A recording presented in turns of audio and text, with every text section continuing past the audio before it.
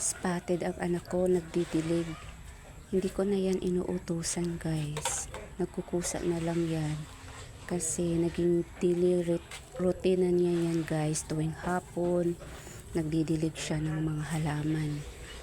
Yan yung tinuturo ko sa kanya na tuwing hapon, magdidilig siya ng halaman. Kaya kahit hindi na siya uutusan, guys. Kusa na niyang dinidiligan yung mga halaman.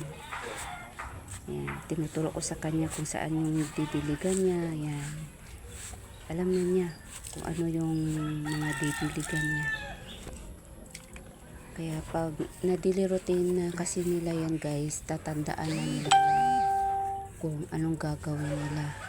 Ganyan yung mga special child na na-train mo.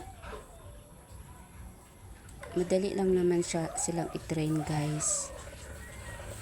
Nga ganyang autism. Basta simula nung maliit pa sila, namomold mo na sila kung paano mo sila pasundin sa'yo. Dapat hindi kayo maging under sa mga anak nyo.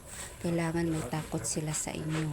Kaya itong anak ko, may takot to sa akin. Kaya kung ano mang iuutos ko sa kanya, sumusunod to. Kasi nung maliit pa to, na-mold ko na talaga siya. Ayan. Tinuturo ko sa kanya kung anong didiligan niya. Tingnan mo yung pinagdidiligan niya. Kung ano-ano na lang.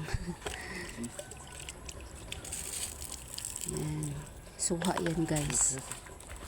Yung bagong tanim ko, nililipat ko dyan. Ayan.